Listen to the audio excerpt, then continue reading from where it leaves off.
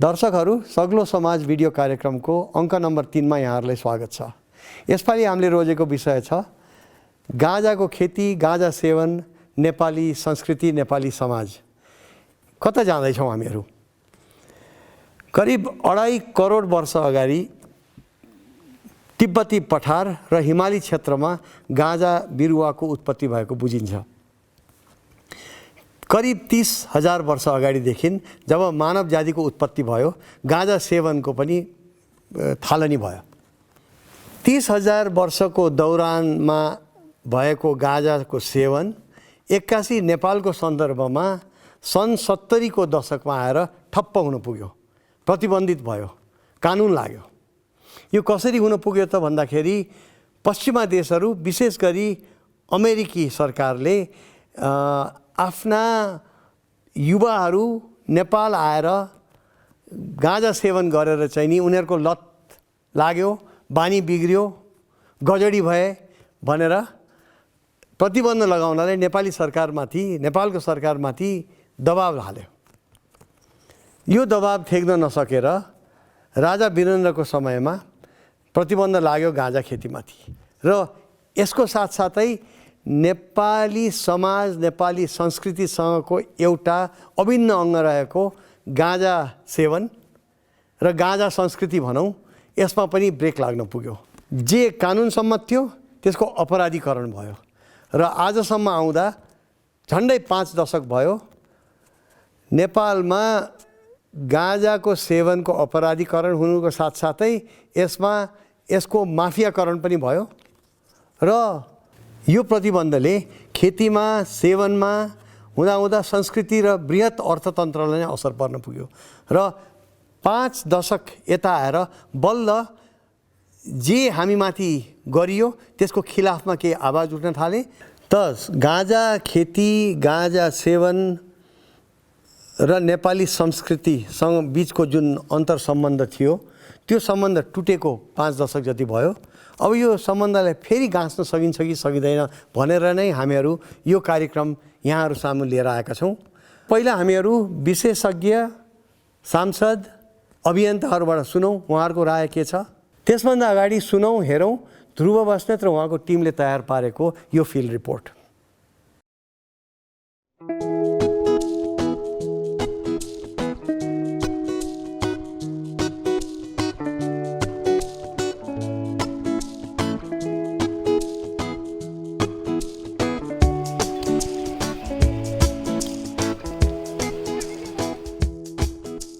2077 साल मङ्सिर र पुस महिनामा मकवानपुर जिल्ला प्रहरी कार्यालयले 344 बिघा जति जमिनमा लगाएको गाँजा फाँड्यो। यसका लागि 16 दिनमा 298 जना प्रहरी परिचालन भएका थिए। राक्सिराङ गाउँपालिकाको वडा नम्बर 3, वडा नम्बर 4, 5, 6, 7, 8, 9 खैराङ भन्ने ठाउँमा हामीले यी अभियानहरू चलाएका छौँ। विशेष गरी अहिले मानिसहरूले नियन्त्रणमा लिएको छैन, किन भन्दा जब हामी अपरेसनमा जान्छौँ त्यस बखतमा मानिसहरू चाहिँ घरमा नहुने, उनीहरू भाग्ने कारणले गर्दाखेरिमा हामीले चाहिँ अहिले गाँजा खेतीलाई चाहिँ हामीले नष्ट गर्ने र ती नष्ट गरिएका गाँजाहरूलाई चाहिँ जलाएर नष्ट गरेर मात्रै फर्किने काम चाहिँ गरेका छौँ।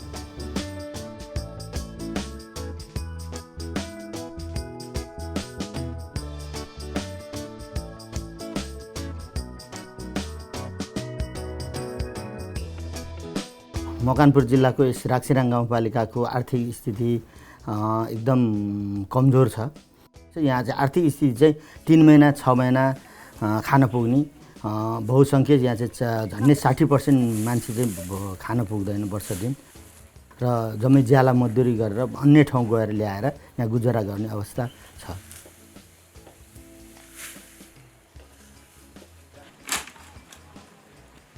यहाँको स्थानीय बाली भनेको कोदो र मकै हो। कोदो, मकै, कागुनो चेपाङहरूले पहिला परम्परा खेती गर्ने त खोरियामा खेती गर्ने कागुनो, कोदो, मकै, भटमास, फापर, तिते फापर यस्तै जातका हुन् र गत र मास पनि भिरालो जमिन भएकोले गर्दाखेरि यहाँ खेती हुन्छ र धान पनि हुन्छ। धान चाहिँ केही सरीखेतको केही बस्ती र खैराङको केही बस्तीहरूमा छ। अन्य खेती धान खेती हुने ठाउँ अलिक कम छ। खान 6 महिना पाउँदैन भने राज्यले के दिनु पऱ्यो नि त, चामल खानको बाँच्न पाउनु अधिकार छ नि त होइन। त्यस कारणले गर्दा पनि हामीले भन्नुपर्दा यसलाई नियमसम्म लैजाउँ, कानुन बनाएर र यो गाँजा फुकाउनुपर्छ।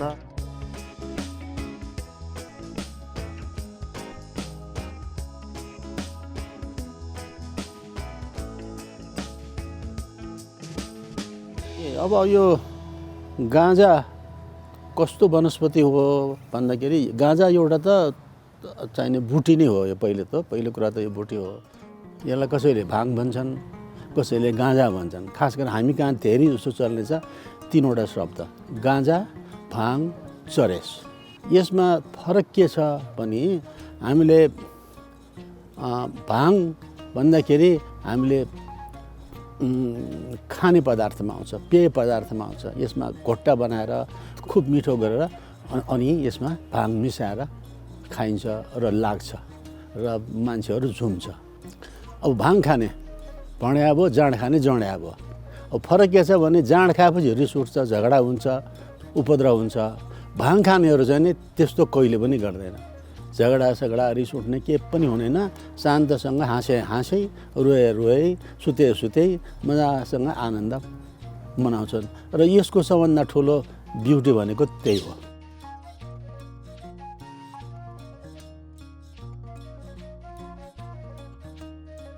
अब गाँजा भनेपछि चाहिने के भने धुम्रपान गर्ने चिज भयो।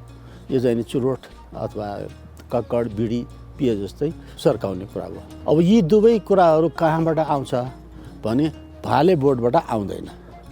यो चाहिने पोथी बोटमा पोथी फुलहरू, त्यो पनि कौमार्य भाले नलागेका ती पोथी फुलहरू पाक्न लाग्दाखेरि त्यसमा चाहिने नसा धेरै नै लाग्छ। यो चाहिने वनस्पति भए तापनि यो चाहिँ एउटा बुटी हो भन्ने हामीले मान्नुपर्छ। र अर्को चाहिने रेसाको एउटा कपास जस्तै एउटा रेसाको प्रमुख स्रोतको रूपमा चाहिने मान्नुपर्छ। र अर्को चाहिने यो गाँजाको बिउ चाहिने मात लाग्दैन, यसको तेल निस्किन्छ।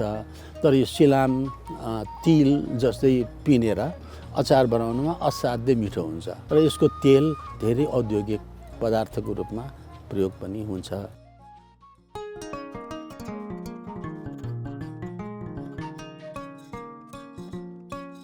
एकताका नेपालमा गाँजा खेती गर्न पाइन्थ्यो, तर निश्चित क्षेत्रमा तोकिए जति जमिनमा मात्र लगाउनु पर्थ्यो। सम्वत 2008 सालमा नेपाल सरकारले राजपत्रमा सूचना प्रकाशित गरेर एउटा जिल्लामा 10 बिघाभन्दा बढी जमिनमा गाँजा खेती गर्न नपाइने सूचना जारी गर्यो। त्यति बेला गाँजा निकासी गर्न सरकारले प्रतिबन्ध लगाएको थियो। यसो गर्दा चोर बाटोबाट गाँजा निकासी भएर भन्सार महसुल उठेन अनि भारतले पनि चोरी निकासी रोक्न नेपाललाई भनेकाले सरकारले एजेन्ट मार्फत गाँजा निकासी गर्ने र यसका लागि लाइसेन्स दिने व्यवस्था गरेको थियो। कस्तो खालको गाँजा कति मूल्यमा बेच्ने हो खुलाई लाइसेन्स निवेदन माग्थ्यो।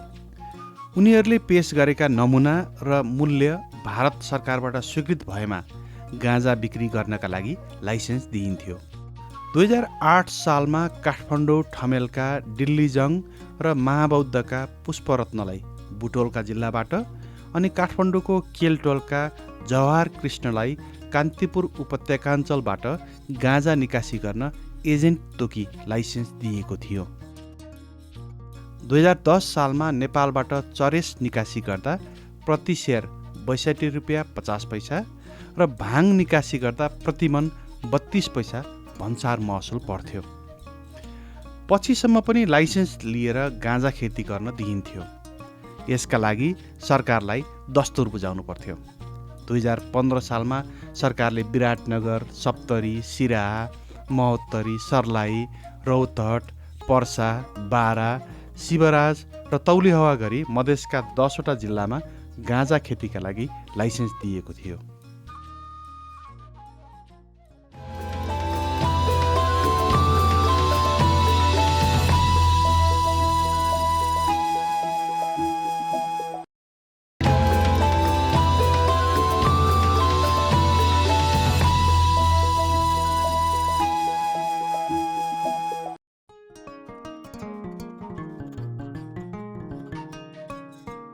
गाँजाको मुख्य चाहिने प्रयोग चाहिने 3वटा छ। एउटा प्रयोग चाहिने विशुद्ध रूपमा यो मनोरञ्जनका लागि, जस्तो हाम्रो होलीमा, हाम्रो शिवरात्रिमा जुन चाहिने यो नसालु पेय पदार्थ, खाद्य पदार्थको रूपमा त्यतापट्टि प्रयोग हुन्छ। यो सबै गाउँघरमा पनि हुन्छ। आफ्नो आफ्नो मेलापातमा इत्यादिमा रमाइलो गर्नका लागि, मनोरञ्जनका लागि यो चाहिने अरू नसालु पदार्थ भन्दा सबभन्दा सेफ, सबभन्दा सस्तो र सबभन्दा मनलाई एकदम शुद्ध राख्ने। अर्को चाहिने औषधिकै रूपमा बनाउने। औषधिकै रूपमा चाहिने यसको खास प्रयोग कहाँनिर धेरै भएको छ भने जब मान्छेलाई क्यान्सर लाग्छ, अब क्यान्सर मान्छेहरूलाई किमोथेरापीमा लगिसकेपछि त्यो किमोथेरापीको पीडा सहन असाध्यै गाह्रो हुन्छ। एउटा त त्यो वाक्दै लाग्ने, अर्को भोक नलाग्ने, निन्द्रा नलाग्ने र पीडालाई सहन नसक्ने। त्यो अवस्थामा यो औषधिले त्यसलाई चाहिँ समन गर्छ। अहिले आएर चाहिँ नि यसको प्रयोग सबभन्दा खतरनाक रोग मानेको अहिले यो डिमेन्सिया, अल्जाइमर भयो, त्यसमा पनि यसले चाहिँ काम गरेको प्रमाणितै बसेको छ। त्यसकारण यो मानसिक समस्या भएकालाई र अर्को मतलब छोटकरीमा भन्दा के तन र मन दुवैको रोग व्याधलाई यसले निको गर्ने हुनाले गाँजा भाङ भन्नु साथै नशालु पदार्थमा मात्रै हाम्रो ध्यान गएको छ। तर आर्थिक दृष्टिले हेर्दाखेरि यसको रेसा पदार्थको माग अझ बढी हुन्छ। त्यो रेसाका ड्रेसहरू त इन्टरनेसनल मार्केटमा पनि गइसकेको छ, यो फेसन सोमा पनि गइसकेको छ। यसकारण यसको रेसाको जुन त्यो आर्थिक आयाम छ त्यसलाई चाहिँ भुल्नु हुँदैन। तर आजभन्दा 60 वर्ष पहिलेदेखि गाँजा खेती गर्न, उपभोग गर्न र यसको कारोबार गर्नमा प्रतिबन्ध लगाउन नेपाललाई बाह्य दबाव पर्यो। सन् 1961 राष्ट्रसङ्घले लागु औषध सम्बन्धी एकल महासन्धि single convention on narcotic drugs pass गर्यो। यसले गाँजालाई कडा लागु पदार्थ मानेर यसको कारोबारमा प्रतिबन्ध लगायो। नेपालको कन्टेक्स्टमा चाहिँ हामीले जहिले पनि यसलाई मेडिसिनै भनिरहेको थियौँ के।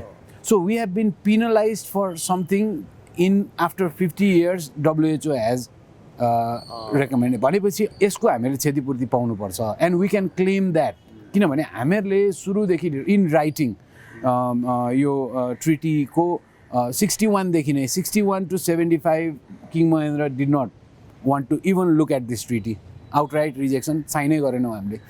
75 पछि वीरेन्द्रको कोरोनेसनमा हिपीहरूको यो लफडा सफडामा गरिदिएर यसलाई नराम्रै बनाइदिएर यतापट्टि हिपीहरूलाई पनि त्यसरी हटाइदिए अनि त्यसपछि यतापट्टि राजालाई ड्रग फ्री काठमाडौँ भनेर दिने यस्तै प्रोपागेन्डाहरू लिएर आए।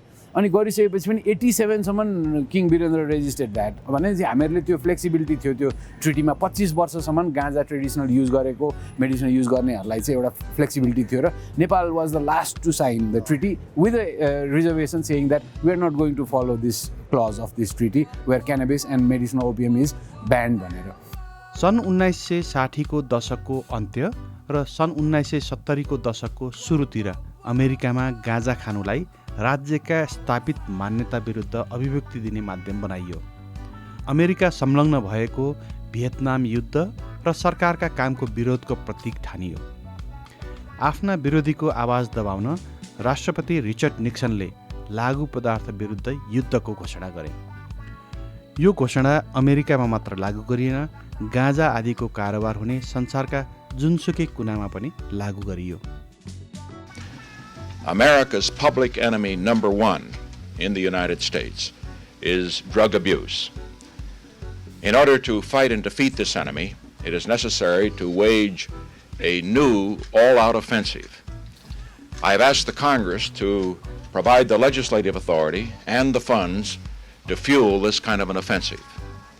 This will be a worldwide offensive dealing with the problems of sources of supply as well as Americans who may be stationed abroad wherever they are in the world. It will be government-wide, pulling together the 9 त्यतिबेला पुँजीवाद, औद्योगिकीकरण जस्ता आधुनिकताबाट दिक्क भएका पश्चिमा युवाहरू काठमाडौँलाई आफूले कल्पना गरेको स्वर्ग ठान्थे। काठमाडौँ गाँजा र अन्य लागु पदार्थ खुला रूपमा बिक्री वितरण गर्न र खान पाइने ठाउँका रूपमा संसारभर प्रख्यात थियो। धेरै अमेरिकीहरू टर्कीको इस्तानबुलको बाटो हुँदै स्थलमार्गबाट काठमाडौँ आउँथे, जो हिप्पी भनेर चिनिन्थे।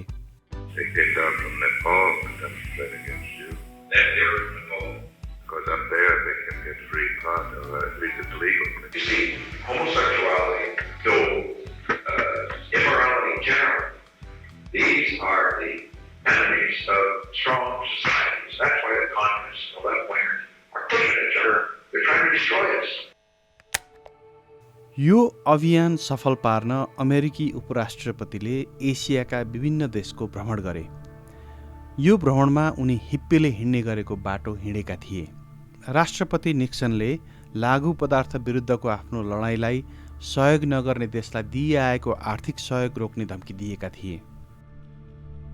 यी सबै कारणले गर्दा नेपालले 2033 सालमा लागु औषध नियन्त्रण ऐन बनायो। यस ऐनले गाँजा मूलको जुनसुकै वनस्पतिको रेसा र दाना बाहेकका पदार्थ र औषधोपयोगी गाँजालाई पनि लागु पदार्थ मान्यो। गाँजाको खेती, उत्पादन, तयारी, खरिद बिक्री, निकासी पैठारी, ओसार पसार र सञ्चय गर्न वा गाँजा खान प्रतिबन्ध लगायो। यसो गर्नेलाई कैद वा पैसा जरिवाना गरिने भयो। यसको सबैभन्दा ठुलो असर गाँजा खेती गर्ने, जङ्गलमा आफै उम्रिने गाँजा र यसबाट चरेस बनाएर आम्दानी गर्नेहरूलाई पर्यो।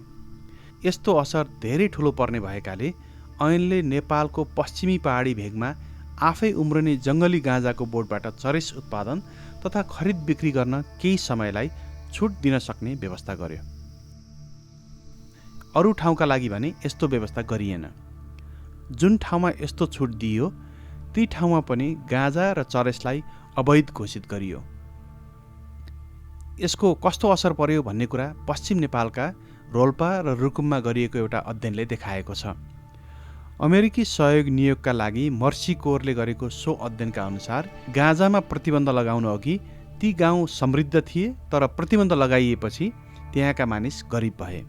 उनीहरू खानेकुरा जुटाउन समेत छिमेकीसँग मागजुग गर्नुपर्ने अवस्थामा पुगे।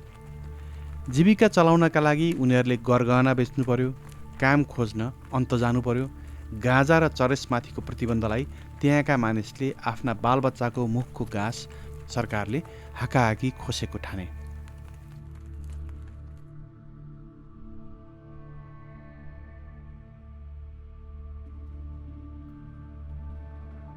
यो भाङ गाँजामा सुन फल्छ, पैसा फल्ने होइन। यसको प्राइस असाध्य हाई हुन्छ र त्यसै कारणले हाम्रो चाहिँ नि पश्चिम नेपालका मानिसहरूको उनीहरूको नुन तेल किन्ने मुख्य स्रोतै गाँजा र भाङ थियो।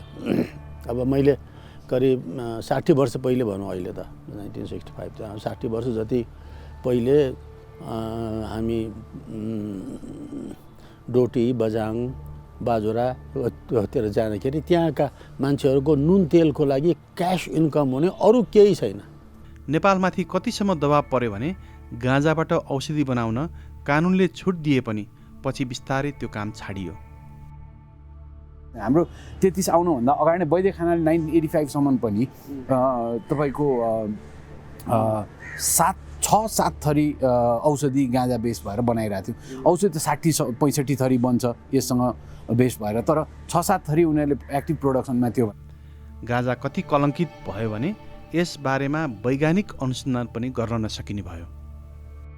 गाँजा भाङमा अब निषेध गरिदियो। निषेध गरेपछि हामी वनस्पति विभागमा थियौँ है काम गर्दाखेरि, यसमा अनुसन्धानको ढोका ठ्याक्कै बन्द भएको हुनाले यहाँ कुन प्रकारको कहाँ छ भन्ने यकिन समेत पनि हामीले चाहिँ गर्न चाहिँ पाएनौँ। सरकारले प्रतिबन्ध लगाउँदैमा गाँजा खेती पूर्ण रूपमा रोकिएन। नेपालको रैथाने जातको गाँजा पहिले जहाँ उम्रिन्थ्यो त्यहाँ उम्रिरह्यो। कानुनले प्रतिबन्ध लगाएको छ भनेर उसले आफै उम्रिने, हुर्कने, बिउ पकाएर भुइँमा झार्ने आफ्नो स्वभाव त्यसले बदलेन। त्यसलाई मानिसले आफ्नो किसिमले उपयोग गरिरहे। यस बीचमा नेपालमा नयाँ जातको गाँजाको खेती सुरु भयो। यो जातको गाँजा आनन्द लिनका लागि चुरोट जसरी खाने गरिन्छ, घोट्टा बनाएर विभिन्न परिकारमा मिसाएर खाइन्छ। यो गाँजा नेपालको रैथाने गाँजा जति अग्लो हुँदैन, आफै उम्रिँदैन, हुर्कदैन। यसलाई हुर्काउन मल र पानी चाहिन्छ, सिप पनि चाहिन्छ। यस्तो गाँजा खेतीका लागि भारतीय प्राविधिकले सहयोग गर्छन्। यसको बजार पनि मुख्यतः भारत नै हो।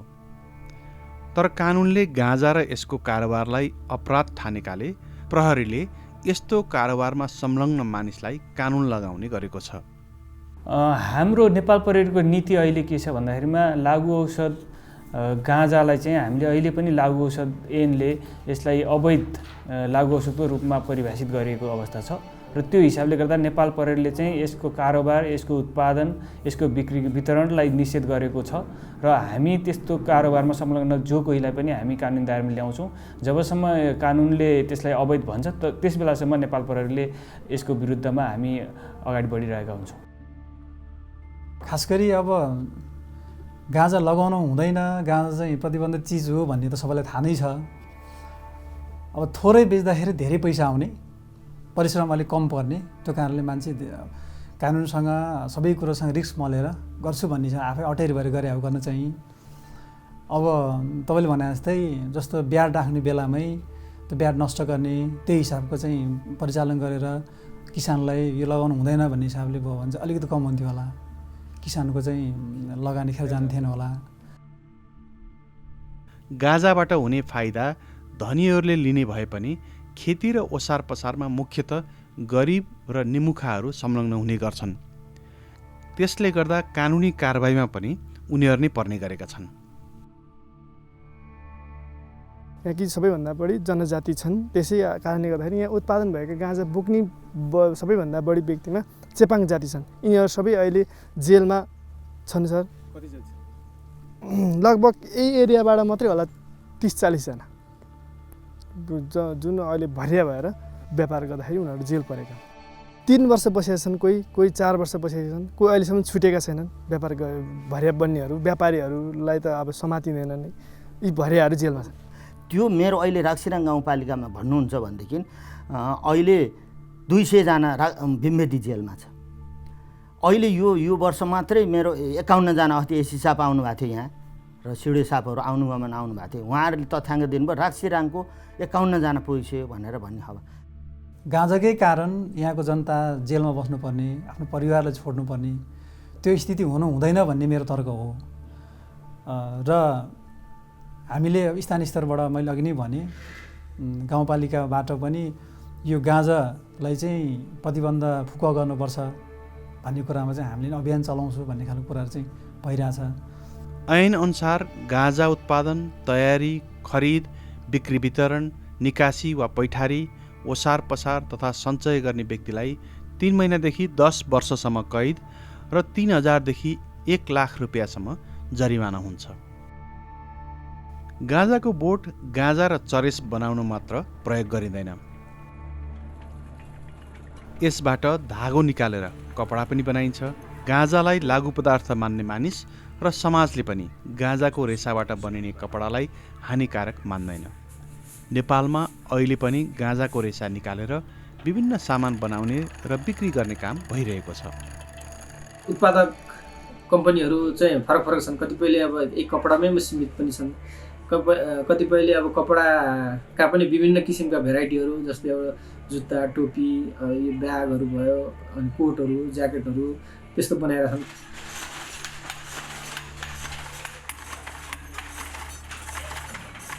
हामी चाहिँ गाउँबाट आउने धागोहरूलाई ल्याएर हामीले कपडा उत्पादन गरेर त्यो आफ्नो बाहिरको बजारको डिमान्ड अनुसारको, डिजाइन अनुसारको चाहिँ हामीले सामान बनाएर चाहिँ बाहिर सप्लाई गर्ने। ब्यागहरू, टोपीहरू, झोला, अनि त्यही सानसानो एक्सेसरिज सामानहरू, सजावटका सामानदेखि लिएर अब लगाउने लुगा, म्याटहरू, गलैँचाहरू, सबै किसिमको सामानहरू बनिरहेको छ अहिले। यसमा केमिकल हुँदैन, कुनै पनि चिजको केमिकल मिसाएको हुँदैन। अब एकदम शुद्ध यो चाहिँ वनस्पतिबाट उत्पादन भएको रेसाबाट बन्ने वस्तु हामीले बनाउँछौँ, जुन प्रकारको लाउने कपडा अथवा टोपी झोला, त्यो चाहिँ एकदम हाम्रो शरीरलाई चाहिँ हानिकारक भन्दा पनि फाइदाजनक छ। किनभने यो जडीबुटी जस्तै भयो क्या, जडीबुटी जस्तै भयो। हाम्रो उच्च हिमाली लेकमा हुने हावापानीबाट त्यो बनेको, त्यो हावापानी सहेर बनेको वस्तु भएको भएर यसले चाहिँ हाम्रो शरीरलाई चाहिँ हानि गर्नुको सट्टा अझ हामीलाई एलर्जी हुने, अनि हाम्रो शरीरमा प्रेसरहरू त्यसलाई चाहिँ यसले कन्ट्रोल पनि गर्छ। अनि यो चाहिँ वातावरण अनुसार चाहिँ घुलमिल पनि हुन्छ। वातावरण अनुसार भन्नाले तपाईँको जाडोमा चाहिँ यो तातो पनि हुन्छ, सुरुमा चिसो फिल भए पनि पछि तात्तै आउँछ, तातो हुन्छ, न्यानो हुन्छ। अनि गर्मीमा चाहिँ चिसो हुन्छ कि।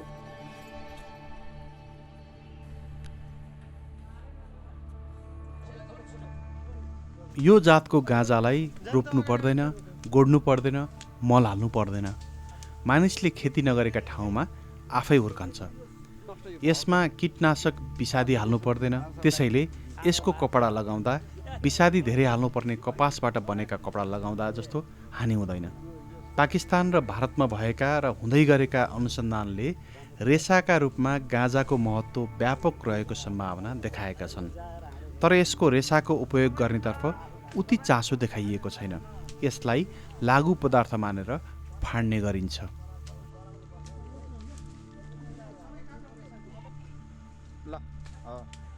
गाँजाको कारोबार नियन्त्रण गर्ने लागु पदार्थ ऐनका प्रावधान यति कडाइका साथ लागू गरिएका छन् कि ऐनले रोक नलगाएका कुराको उपभोग गर्न सरकार समेत हच्कन्छ।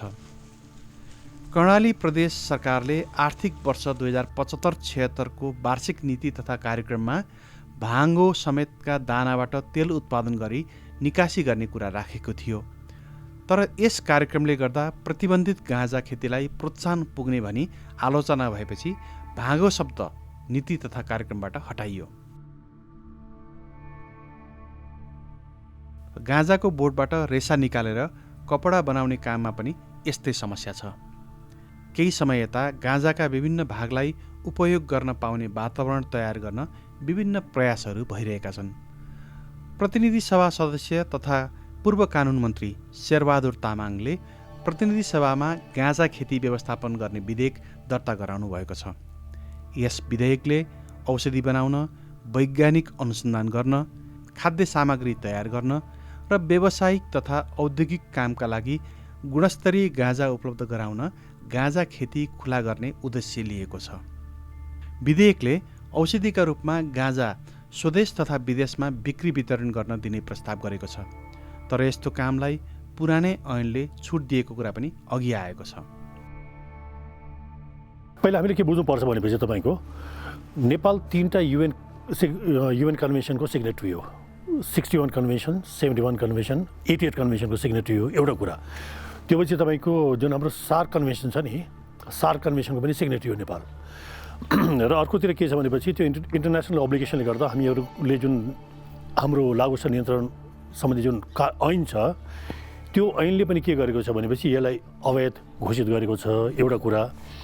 र यदि गाँजा, अफिम लगायतकोलाई खेती गर्ने भनेपछि त्यसो पनि बाटो खोलेको छ। तर बाटो कसरी खोलेको छ भनेपछि औषधि र रिसर्चको लागि मात्रै बाटो खोलेको छ। युएन कन्भेन्सनदेखि लिएर हाम्रो एक्ट र सार्क कन्भेन्सनसम्मले यदि त्यो गर्ने भनेपछि हामीलाई नयाँ एक्ट पनि चाहिँदैन। यही एक्टले बाटो खोलेको छ र एउटा प्रक्रिया छ। त्यो प्रक्रिया फलो गरेपछि मात्रै हामीले गर्न पाउँछौँ। सरकारले जफत गरेको गाँजा र अफिम औषधि बनाउने निकायलाई दिन, आयात निर्यात, ओसार पसार, सञ्चय, बिक्री वितरण र प्रयोग गर्न तथा चिकित्सकको सिफारिसमा उपयोग गर्न 2033 सालको ऐनले छुट दिएको छ। यस्तै गरी नेपाल सरकारले वा नेपाल सरकारबाट विशेष अनुमति पत्र प्राप्त गरी नेपाल सरकारको पूर्ण निर्देशन र नियन्त्रणमा रही नेपाल सरकारको तर्फबाट कुनै संस्थाले औषधि वा वैज्ञानिक अनुसन्धान गर्न, गाँजा लगायतका लागु औषधिको खेती गर्न, तयार गर्न, उत्पादन गर्न, निर्माण गर्न वा निकासी पैठारी गर्न वा स्वीकृत चिकित्सकको सिफारिस बमोजिम कसैलाई लागु औषध बिक्री गर्न रोक लगाएको छैन। नयाँ विधेयकले घरयासी कामका लागि 6वटासम्म गाँजाको बोट लगाउन, कपडा बनाउने रेसा उत्पादन गर्न, गाँजाको दाना, मह, तेल र पिना उत्पादन तथा बिक्री वितरण गर्न डेल्टा नाइ THC 0.2% भएको गाँजा उत्पादन गर्न अनुमति लिनु नपर्ने प्रस्ताव गरेको छ। यस विधेयकले आमोद प्रमोदका लागि गाँजा खान र बिक्री वितरण गर्न छुट दिन प्रस्ताव गरेको छैन। तर यसो गर्न छुट दिनुपर्छ भनी अभियान चलाइरहेकाहरूले पनि विधेयकको समर्थन गरेका छन्। यसलाई चाहिँ गेटवे विधेयक भन्नुपर्छ होला। सो मैले चाहिँ के फिल गरेँ भने यो जुन चाहिँ हामीले यो बिल अहिले संसदमा पेश छ, यो एन्ट्री पोइन्ट हो। हामीले यो नारी छाम्ने अथवा कतिको मान्छेले कतिको रिसेप्टिभ हुन्छ, यसलाई कस्तो रूपले लिन्छ भन्ने हिसाबले त्यो डेभलप भएको हो। अनि त्यसमा धेरै एमेन्डमेन्टका रुम्सहरू छन् भनौँ न। यसले चाहिँ हामीहरूको अहिलेको एक्जिस्टिङ ल लागु पदार्थ नियन्त्रण ऐन 2033 भएको गाँजा सम्बन्धी 8-10 दफालाई चाहिँ यसले क्यान्सल गरेर यो यतापट्टि को फ्रेमवर्क यही विधेयकमा लिएर आउँछ। यसलाई कस्तो खालके यसको रिस्पोन्स हुन्छ, किनभने definitely over 6 months 1 year period हामीहरूले यसलाई एमेन्ड गरेर लिएर जान्छौँ। गाँजा खेती गर्ने किसानले चाहेको कुरा खुल्ला व्यापार हो। त्यसका लागि हाल प्रस्तावित विधेयकले चाहे जस्तो उद्योग र औषधिका लागि मात्र गाँजा खेती र व्यापार गर्न छुट दिएर पुग्दैन। मनोरञ्जनका लागि समेत गाँजाको खेती र कारोबार गर्न दिनुपर्छ। भर्खरै संयुक्त राष्ट्रसङ्घले लागु औषध सम्बन्धी एकल महासन्धि single convention on narcotic drugs संशोधन गरेर गाँजालाई औषधिको गुण भएको पदार्थका रूपमा स्वीकार गरेको छ। तर यसको अर्थ गाँजा खुला रूपमा बिक्री गर्न स्वीकृति दिएको भने होइन। CND ले जुन 61 कन्भेन्सनलाई जुन रेटिफाई गर्यो नि, रेटिफाई गर्दाखेरि लिगलाइज गरेको होइन। हामीले बुझ्नुपर्ने गाँजा सेड्युल 4 मा थियो, सेड्युल 4 बाट सेड्युल 1 मा लिएर आयो भनेपछि स्ट्रिक्टली कन्ट्रोल अहिले पनि। र त्यसलाई यदि तपाईँले खेती गर्ने भनेपछि पनि खेती गर्नको लागि पनि त्यसका प्रोभिजनहरू छन्, के को लागि गर्ने र त्यसका एउटा प्रक्रियाहरू छन्, त्यो प्रक्रिया फलो गर्नै पर्छ। अहिले रेक्रिएसनललाई फुल्ली UN ले ओपन गरेको छैन। अहिले अलिकति बाटो दिएको पनि मेडिसिनललाई नै हो। अहिले किसानले चाहेको अवस्था सिर्जना गर्न गाँजाको निर्यात पनि खुला गर्नुपर्छ। अहिले नेपालको धेरैजसो गाँजा भारत जान्छ अवैध रूपमा। नेपालको गाँजा वैध रूपमा आयात गर्न भारत इच्छुक होला भन्नेमा शङ्का छ। नयाँ विधेयकले सोचेको र राष्ट्रसङ्घको सिङ्गल कन्भेन्सन अन नार्कोटिक ड्रग्समा भएको संशोधनले दिएका छुटका आधारमा गाँजाबाट जे जति लाभ लिन सकिन्छ त्यो लाभ लिन ढिलो भइसकेको छ। यसका लागि आवश्यक पर्ने कानुन बनाएर र सरकारी संरचना तयार गरेर प्रकृतिले हामीलाई दिएको गाँजाको बोटबाट फाइदा लिन सकिन्छ भन्नु गजडीको गफ होइन।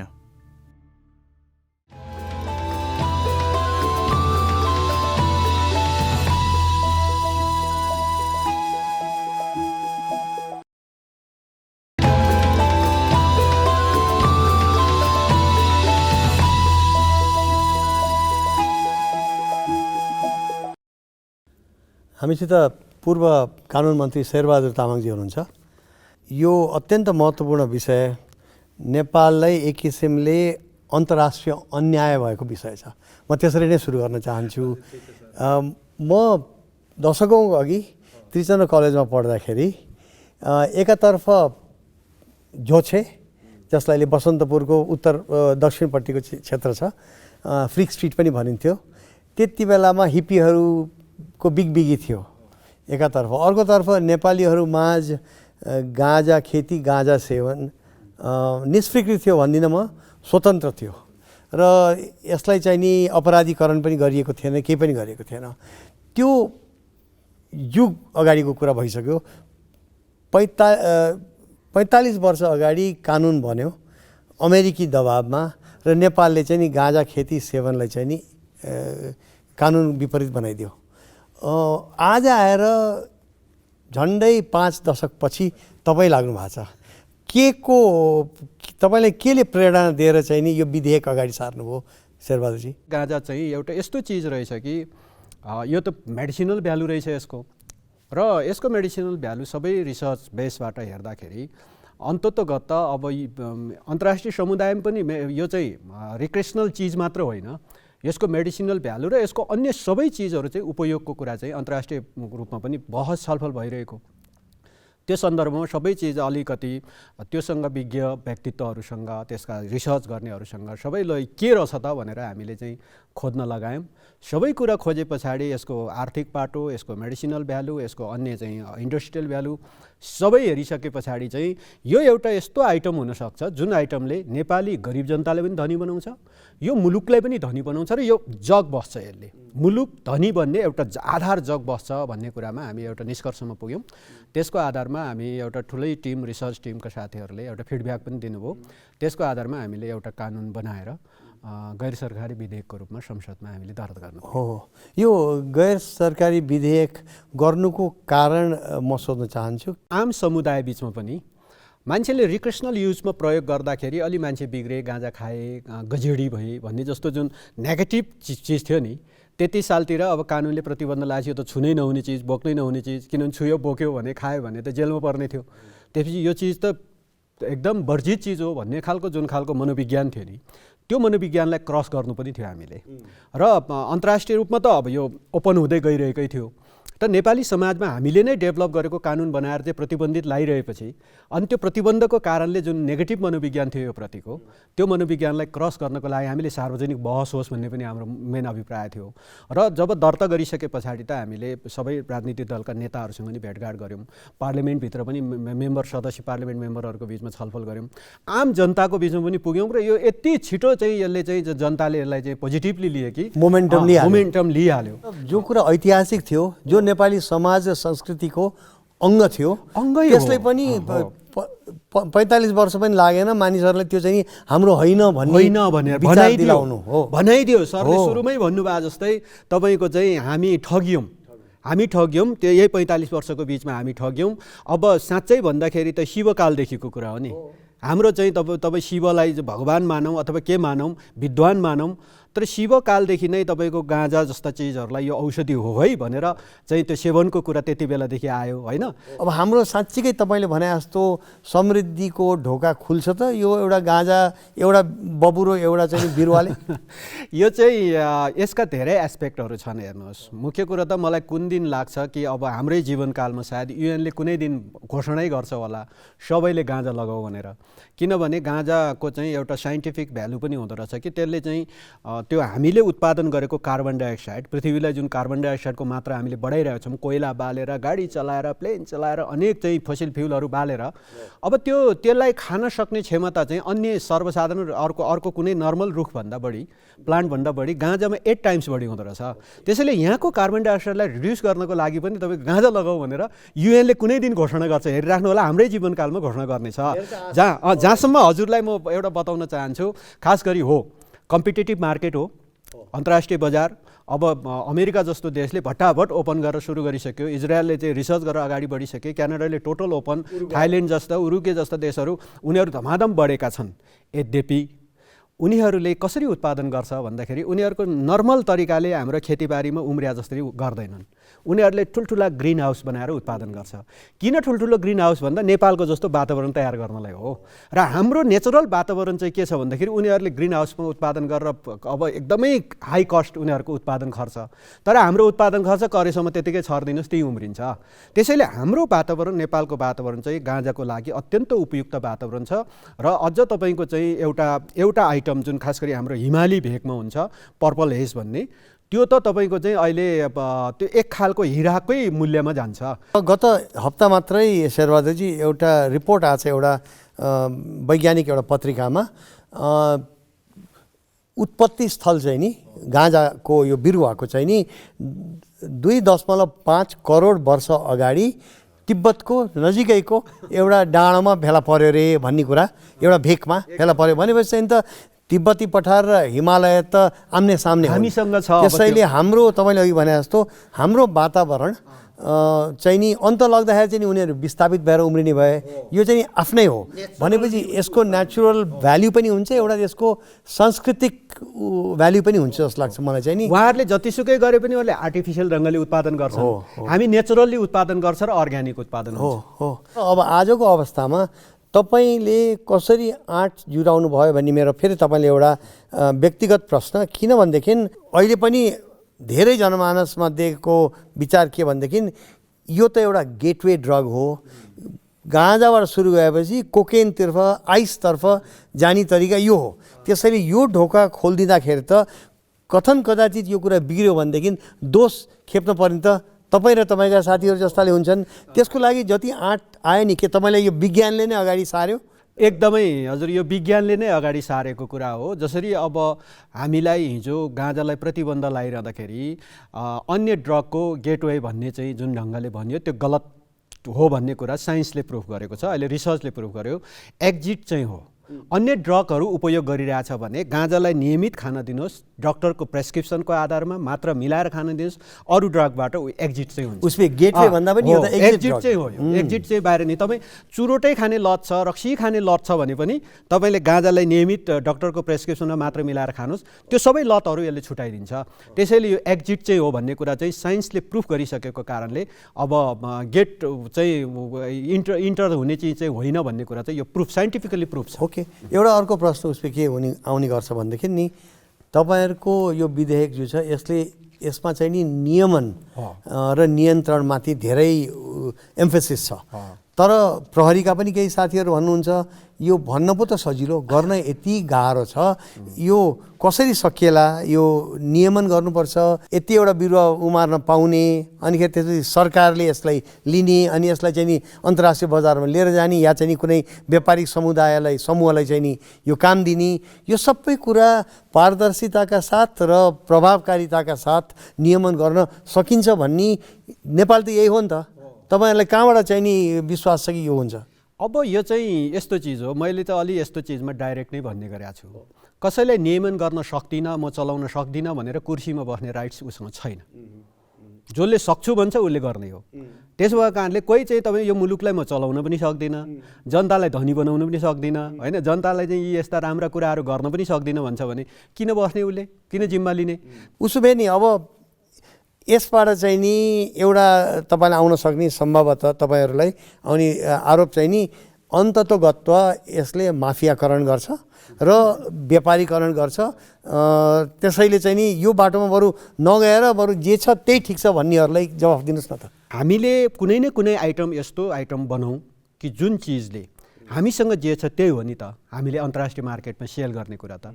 त्यसो भएको हुनाले यही चिजबाट हामी चाहिँ एउटा बेस आधार बन्न बसेपछि त अरू चिजमा त हामी जम्प गर्न सक्छौँ। त्यसैले तपाईँको चाहिँ जहाँसम्म यसको चाहिँ सरकारी बोर्ड मार्फतै कन्ट्रोल गरेर कलेक्सन गरिसकेपछि कलेक्टिभ चिजलाई त हामीले विश्व बजारमा जाने कुरामा त एउटा रेन्युन संस्थाहरू आउला नि त, मल्टिनेसनल कम्पनीहरू आउलान्, अथवा कुनै कम्पनीहरू नेपालमै तपाईँको चाहिँ कारखानाहरू खोलेर यसको एउटा फाइन प्रडक्टहरू तयार गर्नेतिर लाग्लान्। त्यति बेला त गभर्मेन्टले लाइसेन्स दिन सक्छ नि। त्यसो भएकोले माफियाकरण चाहिँ कहाँनिर हो भने हजुरले भन्नुभयो जस्तै यसको रिक्रेसनल युजको पार्ट त्यसलाई निकालेर, खास गरी त्यसलाई निकालेर अनि त्यस पछाडि चाहिँ यसको रिक्रेसनल युजको हिसाबले अन्तर्राष्ट्रिय मार्केटमा लाने, मतलब यस्तो चिज चाहिँ किसानबाट त्यस्तो होला भन्ने कुरा आउन सक्छ। त्यसैले त्यो जुन चिजलाई हामीले मनोरञ्जनको प्रयोगको लागि निकाल्छौँ हो त्यही चिजबाट चाहिँ अब औषधि बनाउने भएपछि औषधि प्रयोगको लागि त्यो रिक्रेसनल युजको लागि प्रयोग गर्ने प्राइसभन्दा बढी औषधि युजको लागि प्रयोग हुने प्राइस चाहिँ बढी हाई आउँछ। गरिब या चाहिँ विपन्नलाई उकास्ने एउटा मौका पनि हो यो, र जहाँ जहाँ चाहिँ नि रोल्पा रुकुमदेखि लिएर मकवानपुरसम्म तपाईँकै क्षेत्रमा पनि होला होइन, सिन्धुपाल्चोकमा तपाईँले यो घर गृहस्थीमा गएर बुझ्नु भएको छ कि यसले चाहिँ नि गाउँघरका विपन्नलाई चाहिँ नि उकास्न सक्छ? अब त्यो चिजलाई अलि व्यावसायिक हिसाबले उत्पादन गरेर अब आर्थिक उपार्जन पनि गरौँ भन्ने कुरा नै हो। त्यसो हुँदाखेरि हामीले फेरि जसको जति जमिन छ टोटल जमिनमा दिने भने पनि छैनौँ। यो कानुनमा अलिकति हामीले त्यो जमिनलाई चाहिँ प्रतिशत तोकेर दिने भनेका छौँ। र यसले यो प्रतिशत तोकेर किन भन्छौँ भने भोलि अझ नियमावली पनि बन्दाखेरि आज 5 खरब जतिको खाद्यान्न किनेर खाँदो रहेछौँ हामी, 5 खरब, चान्चुन होइन के। अनि तपाईँको चाहिँ रिमिटेन्सबाट बाँचेको मुलुक भन्छ, रिमिटेन्स जति आउँछ त्योभन्दा बढी त खाद्यान्न किन्नै बाहिर गइसक्छ, कसरी बाँच्छौँ मुलुक? त्यसैले तपाईँको चाहिँ हरेक किसानलाई मानौँ न कसैको चाहिँ पाखा पखेरामा 20 रोपनी बारी छ भने ठिक छ, उसलाई 2 रोपनीमा चाहिँ हामी गाँजा लाउने अनुमति दिन्छौँ।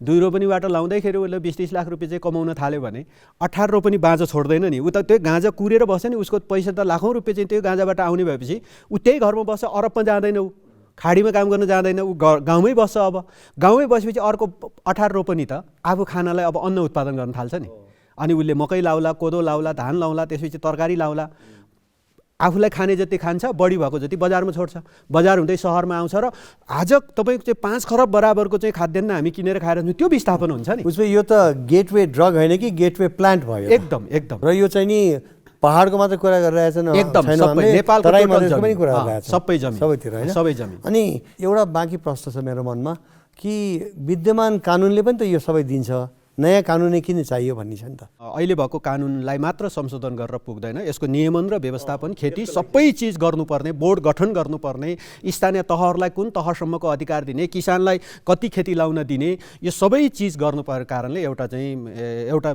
छुट्टै कानुन यसको लागि आवश्यक पर्यो। ओके, तपाईँले अहिले पनि पहिला पनि भन्नुभयो संघीयताको सन्दर्भ, प्रान्त, स्थानीय सरकार, तपाईँको भिजनमा मैले बुझेअनुसार यी सबैलाई बोकेर लिएर जाने ताकि यसलाई सफल पार्ने। एकदम, किनभने स्थानीय सरकारहरूलाई रेभिन्यूको कुरा आउला नि त, उत्पादनको यति सर्टेन प्रतिशत चाहिँ स्थानीय सरकारलाई पनि हुने भनेपछि हरेक स्थानीय पालिकालाई आज केन्द्रीय सरकारले बजेट नगइकन त केही पनि गर्न सक्दैन। जो मुलुकहरूले हामीलाई प्रतिबन्ध लगाउनलाई उक्साए र तर आफू चाहिँ खुला गए, अब अन्तर्राष्ट्रिय जगतबाट, छिमेक मुलुकबाट, कतैबाट हाम्रो यो विधेयक र हाम्रो यो नयाँ रास्तामा अवरोध आउँछ जस्तो तपाईँले देख्नु भएको छैन? लाग्दैन, किनभने उहाँहरू आफै ओपन गरिसकेको र उहाँहरूको उत्पादन कस्ट हाई भएको कारणले हाम्रो चाहिँ उत्पादन बरु छिटो होस्, छिटो नेपालले ओपन गरेर उत्पादन गरेदेखि हामी त्यसको र मेटेरियल्स लिएर नेपाललाई चाहिँ अब त्यो र मेटेरियल्सको पैसा दिएर चाहिँ हामी अरू औद्योगिक प्रयोजनमा हामी लगाउन सक्थ्यौँ भन्ने उनीहरूको चाहिँ दृष्टिकोण छ। त्यसो भएको कारणले तपाईँको चाहिँ त्यस्तो अब्स्ट्याकल भन्दा पनि कतिपय मुलुक त जब मैले यो अभियान चलाएँ धेरै साथीहरू सम्पर्कमा त आउनुभयो नि, कतिपय देशका चाहिँ साथीहरू, विद्वानहरू, प्रोफेसरहरू सम्पर्कमा आउनु भएको छ। उहाँहरू के भन्नुहुन्छ भने नेपालले जब खेती मात्र गर्ने ओपन गरिदिनुहोस्, त्यसको लागि त्यसलाई चाहिने सबै चिजहरू, अब त्यसको उत्पादन तपाईँहरू अरू औद्योगिक प्रयोजन नेपालमै तपाईँले चाहिँ प्रोसेसिङ गर्नुहुन्छ, ओके, त्यसको लागि पनि के चाहिन्छ हामी चाहिँ सहयोग गर्न तयार छौँ। होइन नेपालले र मेटेरियल मात्र बेचेर हामी चाहिँ बस्छौँ भने पनि त्यो टोटल हामी चाहिँ लिइदिनको लागि तयार छौँ भन्ने चाहिँ अब साथीहरू, त्यस्ता चाहिँ रिसर्चरहरू, प्रोफेसरहरू अहिले सम्पर्कमा देखिन्छ। त्यसो हुँदाखेरि म धेरै तपाईँको चाहिँ उहाँहरूले अब्जेक्सन गर्ने ठाउँ देख्दिनँ, झन् सपोर्टै गर्छ होला भन्ने लाग्छ। ओके, उसमा शेरबहादुर हामीले यतिका वर्ष लाजको कारण लुकेर बस्यौँ, सरकारबाट पनि संसदबाट पनि मान्छेहरूले धेरै आश गर्न छोडिसकेका थिए। मलाई के लाग्यो भनेदेखि तपाईँको यो विज्ञानमा आधारित यो अभियान, तपाईँ र तपाईँका साथीहरूको अभियानले चाहिँ नि जसरी एउटा त डिस्कोर्सलाई, न्यारेटिभलाई फेरबदल ल्याइ पनि सक्यो, आउँदा दिनमा मलाई लाग्दछ नेपालीहरूलाई, अन्य क्षेत्रका कार्यरत नेपालीहरूलाई पनि आँट आउला कि यहाँ केही गर्न सकिँदो रहेछ। लागि पर्यो भनेदेखि यसमा विज्ञानमा आधारित भएर इतिहास पनि बुझिकन समाजशास्त्र पढेर काम गऱ्यो भने केही गर्न सकिँदो रहेछ भन्ने आँट आओस् यसबाट। र थप कुरा म यति मात्र भनौँ कि सायद आजको दिन यो कुरा अगाडि बढ्यो भनेदेखि महादेव स्वयं पनि तपाईँसँग प्रफुल्लित नै हुन्छन् होला। हाम्रो लागि अब हिजो परापूर्व कालमा हामीले विश्वास गरेको एउटा भगवानहरू होइन, अब विद्वानहरू हो, उहाँहरू भनेको विद्वान हो, विद्वान भएको कारणले भगवानको रूपमा हामीले मान्यौँ। त्यसैले त्यतिको विद्वानहरूले चाहिँ मुलुकलाई एउटा चाहिँ दिइरहेको चिज आज हाम्रा भगवानहरू नेपाली जनता होइन, अब जो चाहिँ एकदम पिल्सिएका छन्, गरिबीमा छन् र एकदम चाहिँ 50औं डिग्रीका खाडीका मुलुकमा गएर काम गर्नु परेको छ, ती सबै भगवानहरूलाई वास्तवमा यो मुलुकमा स्थापित गर्न सक्छौँ। अन्त होइन, यही मुलुकमा स्थापित गरेर ती सबै भगवानहरूको मुहार उज्यालो बनाउन सक्छौँ भन्ने लाग्छ। त्यसैले उहाँहरूको आशीर्वाद त हामीले आखिर प्राप्त गरेरै छोड्छौँ। उसले ती सबै नागरिक भगवानको तर्फबाट यहाँलाई धन्यवाद। धन्यवाद सर।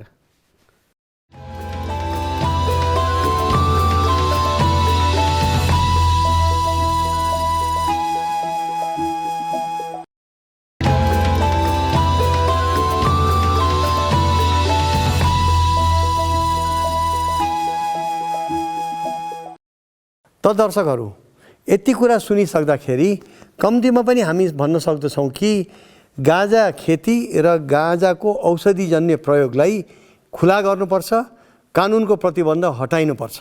नेपाली समाजमा गाँजाको सेवनमाथि परम्परागत नियमन थियो, यसलाई हटाएर कानुनी नियमन र कानुनी नियन्त्रण गर्न खोजियो। मलाई लाग्दछ आउँदो दिनमा जसरी चाहिँ नि अहिले संसदमा रहेको विधेयकले गाँजा खेती र गाँजाको औषधिजन्य प्रयोगलाई खुला गरेको छ, त्यसै गरी मनोरञ्जनात्मक प्रयोगको लागि पनि खुला गर्नुपर्ने अवस्था आउन सक्दछ। तर यति मात्रै भनौँ कि जो कुरा नेपालमा कानुन सम्मत थियो, परम्परागत मान्यता पाएको थियो, त्यसलाई पश्चिमा र विशेष गरी अमेरिकी दबावमा गैर कानुनी बनाइयो र गाँजा सेवनलाई अपराधीकरणको संज्ञा दिइयो।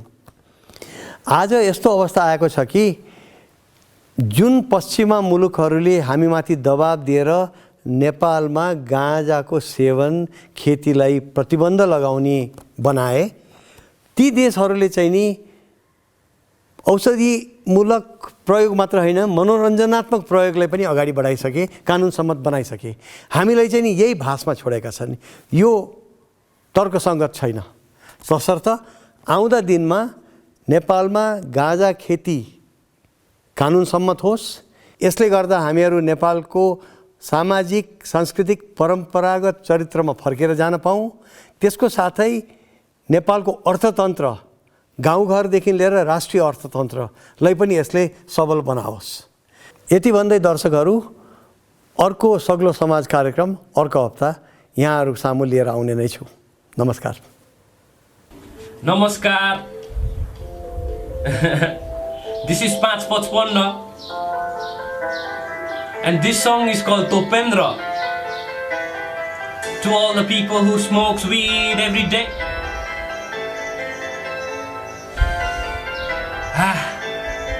Let's go. Yeah. तान्दैछु तोप म सक्दैन रोक्न, कति तान्छु मेरो डिलरलाई गएर सोध्न जा।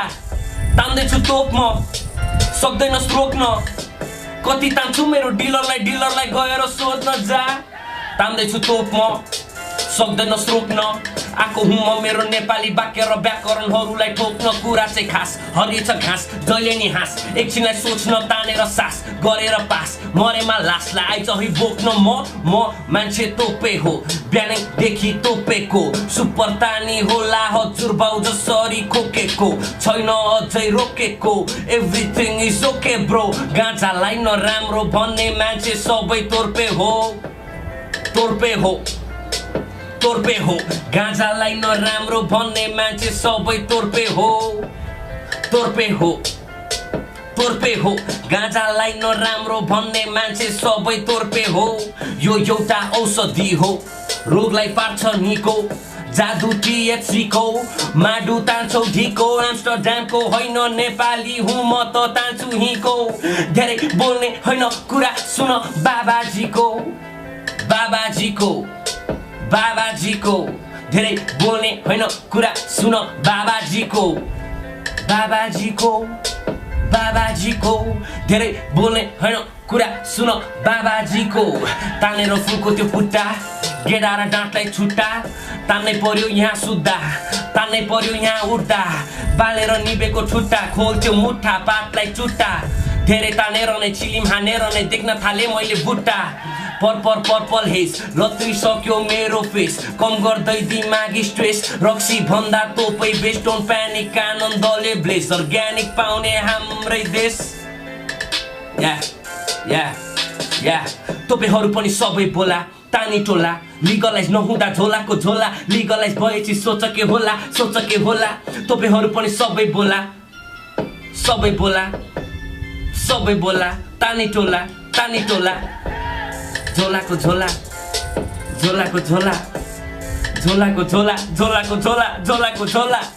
लिगलाइज भएपछि सोच के होला।